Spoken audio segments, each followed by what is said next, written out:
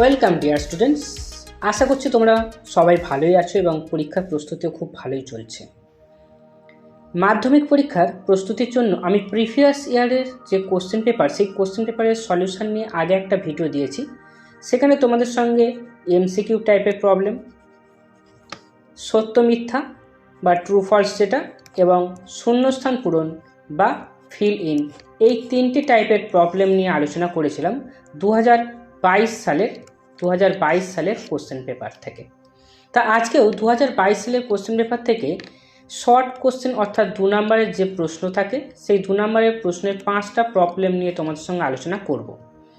আশা করছি ভিডিওটা শেষ পর্যন্ত দেখবে এবং প্রত্যেকটার প্রবলেম কিভাবে সলভ করা হচ্ছে সেই প্রসেসটা ফলো করবে, যাতে ওই টাইপের প্রবলেম আসলে তোমরা খুব সহজেই তার সমাধান করতে পারো। তাই এসো আমরা প্রবলেমগুলো সলভ করি। প্রথম যে প্রবলেমটা দেখো, এটা 4 দাগের 1 প্রবলেম। বলেছে বার্ষিক সুদ আসলের 1/16 অংশ হলে 8 মাসে 690 টাকার সুদ কত হবে? তাহলে দেখো আমাদের কি বার করতে বলেছে, এখানে 690 টাকার 8 মাসের সুদটা বার করতে হবে। তার সরল সুদের অঙ্ক করার সময় আমরা কি করি, প্রথমে পিটা লিখি। পি আমাদের দেওয়া আছে 690 টাকা। তারপরে কি আরটা এখানে দেওয়া আছে, আর এখানে দেখো কিছু দেওয়া নেই, কিন্তু আরটাকে আমরা নির্ণয় করতে পারবো। সেটা কোথা থেকে নির্ণয় করতে পারবো? এখান থেকে পারবো। এই যে বলেছে বার্ষিক সুদ আসলের 1/16 অংশ, তা আসলটা আমি মনে করে নিই আসলটা এক্স টাকা। তাহলে ওই এক্স টাকার 1 বছরের সুদ হচ্ছে কত? আসলের 1/16।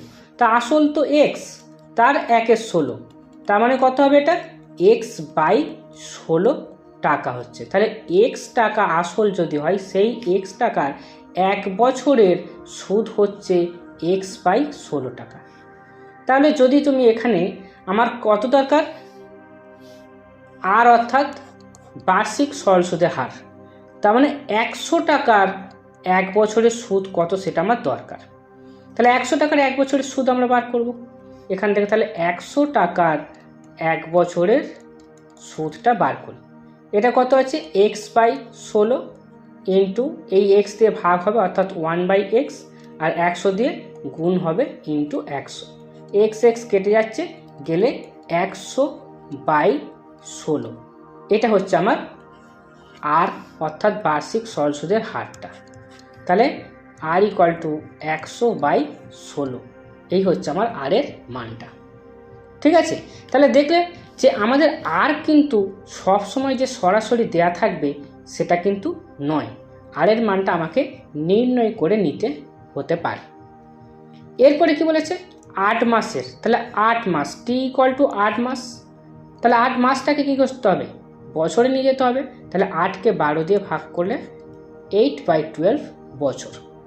এবার আমাদের এই সুদটা অর্থাৎ মোট সুদটা আয়টা বার করতে হবে। তা আয় নির্ণয় করার ফর্মুলা কি আমার এটা? এখানে এবার আমরা কি করব, মানগুলো সব বসাবো। পি ইকুয়াল টু কত? পি ইকুয়াল টু হচ্ছে 690 টাকা। তাহলে পি এর জায়গায় হচ্ছে 690। আর কত? আর হচ্ছে 100/16, আমি এখানে লিখে দিয়েছি 100/16। তাহলে 100টা উপরে হবে আর 16টা নিচে হবে, ইন্টু টি কত? টি হচ্ছে 8/12, তাহলে 8টা উপরে আর 12টা হচ্ছে নিচে, বাই নিচে হচ্ছে 100/100। ঠিক আছে, এবার এটাকে আমরা ক্যালকুলেশন করব। তা প্রথমে আমি এই 100 তো কেটে যাচ্ছে, কেটে দিই।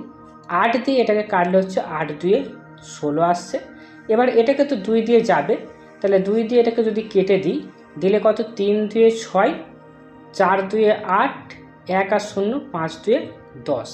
এবার দেখো 4 আর 5 কত? 9, 9 আর 3 কত? 12।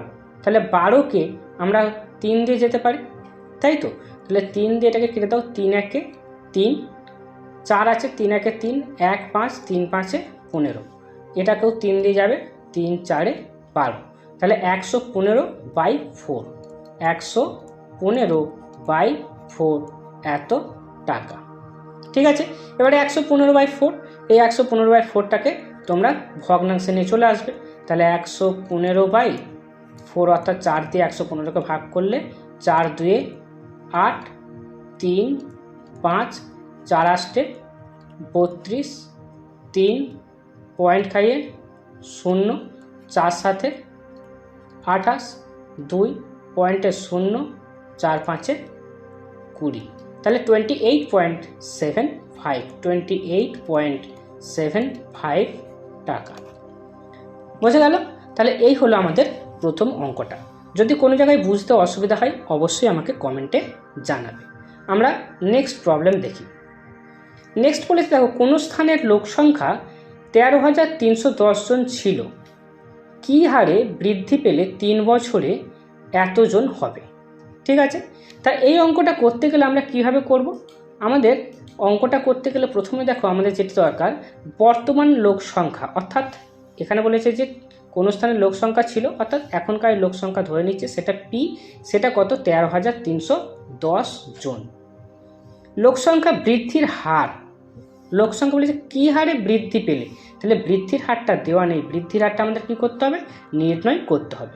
তারপরে বলছে 3 বছর পর লোক সংখ্যা হয়, তাহলে 3 বছর পরে লোক সংখ্যা হচ্ছে, বৃদ্ধি পেয়ে 3 বছরে লোক সংখ্যাটা হচ্ছে, অর্থাৎ 3 বছর পরে তার মানে হচ্ছে লোক সংখ্যাটা হচ্ছে 17,280 জন। তাহলে সময়টা কত? 3 বছর, তো তাহলে সময় n ইকুয়াল টু হচ্ছে 3 বছর। তাহলে প্রশ্ন অনুসারে কী হবে? p × 1 + r/100 whole to the power n equal to হচ্ছে 17,280 জন বৃদ্ধি পেয়ে হয়েছে। এবার আমরা এক একে মান বসাই। পিটা কত? প্রথমে যে লোক সংখ্যাটা ছিল 13,310 বসালাম, ইন্টু 1 + r/100 হোল, এনের জায়গায় কত? 3 হবে, ইকুয়াল টু 17,280। এবারে এই 1 + r/100 whole to the power 3 equal to কত? 17,280 এদিকে আছে, 17,280 তাকে এই 13,310 দিয়ে ভাগ করতে হবে। 0 0 কেটে যাচ্ছে, গেলে এটা 1728 আর নিচে হচ্ছে 1331। এবার এই 1728টা দেখবে এটা হচ্ছে 12 কিউব আসবে, আর 1331 এটা দেখবে 11 কিউব আসবে। ঠিক আছে, তাহলে এবারে আমরা এখান থেকে কি পেলাম? আমরা এখানটা থেকে পাচ্ছি কি দেখো, 1 + r/100 ইকুয়াল টু 12/11। কেন? এই 1 + r/100 তার পাওয়ারও 3 আছে, আর 12/11 তার পাওয়ারও 3 আছে, তাহলে 1 + r/100 সমান হচ্ছে 12/11। এখান থেকে r/100 ইকুয়াল টু কত? 12/11 থেকে এই একটা বাদ দিতে হবে। এবার এটাকে তোমরা কি করবে? লসাগু করে বিয়োগ করো। 11 লসাগু হচ্ছে 12 - 11 ইকুয়াল টু 1/11 আসছে। ইকুয়াল টু হয়ে কি আর ইকুয়াল টু, তাহলে আর ইকুয়াল টু কি 100টা 1-এর সঙ্গে গুণ হয়ে, তাহলে 100/11 এটাকে ভাগ করলে হচ্ছে 9.09। তাহলে আমাদের লোক সংখ্যা বৃদ্ধির হার কত আসছে? 9.09 % আসছে। ঠিক আছে, আচ্ছা, যদি কোনো জায়গায় বুঝতে অসুবিধা হয় অবশ্যই কমেন্টে আমাকে জানাবে। নেক্সট প্রবলেম বলেছে যে কোনো ব্যবসাতে ABC এর মূলধনের অনুপাত 1/x = 1/y = 1/z, বছরের শেষে z টাকা ক্ষতি হচ্ছে, C এর ক্ষতির পরিমাণ নির্ণয় করো। খুব সোজা। ABC এর মূলধনের অনুপাতটা প্রথমে দেওয়া আছে আমাদের 1/x = 1/y = 1/z। এটাকে কি করব? আমরা পূর্ণ সংখ্যার আকারে নিয়ে আসবো।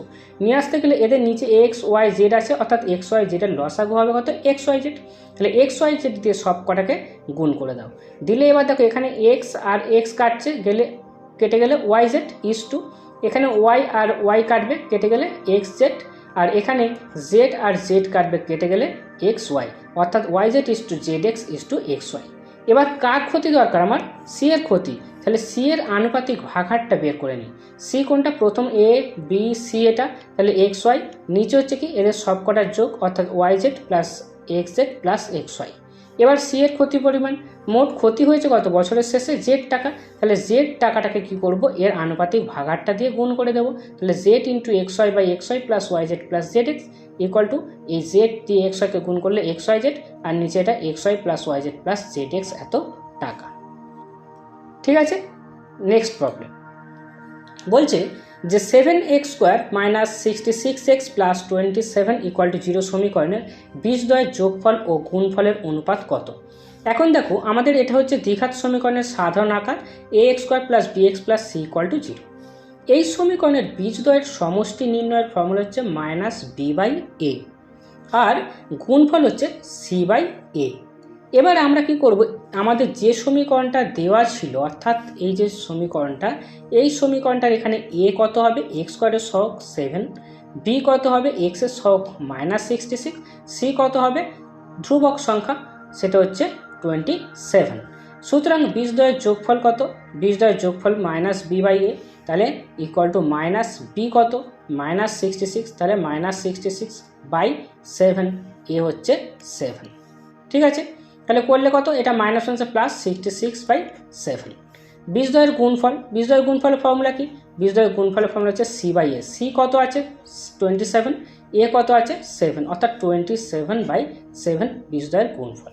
এবার বলেছে বীজদ্বয়ের যোগফল ও গুণফলের অনুপাত, তাহলে আমরা পেলাম কি যোগফল পেয়েছি 66/7, তাহলে 66/7 ইস টু এটা কত হচ্ছে গুণফলটা 27/7, 27/7, নিচে থেকে 7 7 দেখতে পাচ্ছ কেটেই চলে যাবে, ইকুয়াল টু 66/27। এবার এই দুটোকে দেখো 3 দিয়ে কাটাকাটি যাচ্ছে, এটাকে 3 দিয়ে কাটাকাটি করলে হচ্ছে 22, আর এটাকে করলে হচ্ছে 3 9 27, অর্থাৎ 22:9, এটাই হচ্ছে আমাদের অ্যান্সার। ঠিক আছে, আচ্ছা এবার আমরা নেক্সট প্রবলেমটা দেখি। নেক্সট বলেছে যে হরের করণী নিরসন করো, এই রাশিটার হরের করণী নিরসন করতে হবে। তা প্রথমে আমি এটাকে লিখে নিয়েছি, এর হরে কি আছে দেখো, এর হরে দেখো √15 - 3 আছে, এদের মাঝখানে এই মাইনাস আছে, তাহলে প্লাস দিয়ে আমি কী করব উপর নিচে গুণ করব, তাহলে √15 + 3 দিয়ে উপর নিচে গুণ, √15 + 3 দিয়ে এটাকেও গুণ করেছি আর নিচেটাকেও গুণ করেছি, উপরেরটা রেখে দিচ্ছি 12 × √15 + 3, আর নিচেটা দেখো a - b × a + b, a + b, অর্থাৎ a² - b² ফর্মুলা ফেলছে, তাহলে a² মানে হচ্ছে a মানে আমার কত √15, তাহলে a² √15² মাইনাস b মানে কত আমার 3, তাহলে 3²। ঠিক আছে, উপরেরটা যা আছে রেখে দিচ্ছি 12 × √15 + 3, আর নিচেটা দেখো √15 তার স্কোয়ার করছি, তাহলে তার স্কোয়ার করলে রুট উঠে গেলে 15 হয়ে যাচ্ছে, -3² করলে 9 পাচ্ছি। এবার হচ্ছে উপরটা যা আছে তাই রয়েছে, এটা 15 থেকে 9 বাদ দিলে হচ্ছে 6, এবার 6 দিয়ে 12কে কেটে দাও, দিলে 2 × √15 + 3, দুইটা দুটোর সঙ্গে গুণ করে দেবে, তাহলে এর সঙ্গে গুণ করলে হচ্ছে 2√15 প্লাস হচ্ছে এটা 3 × 6। ঠিক আছে, আশা করছি কোনো জায়গায় বুঝতে অসুবিধা হয়নি, যদি বুঝতে অসুবিধা হয় অবশ্যই আমাকে কমেন্টে জানাবে। আর এছাড়া তোমাদের এই মাধ্যমিকের প্রস্তুতির জন্য যদি কোনো জায়গায় কোনো প্রবলেম হয়ে থাকে তাহলেও আমাকে কমেন্টে তোমরা জানাতে পারো, যে অঙ্কটা অসুবিধা হচ্ছে সেটা আমাকে তোমরা কমেন্টে বা হোয়াটসঅ্যাপে জানাতে পারো। এছাড়া তোমরা কোন বিষয়ের ওপর ভিডিও চাইছো সেটাও তোমরা বলতে পারো, তাহলে নেক্সট ভিডিও তোমাদের টপিক অনুযায়ী নিয়ে আসবো।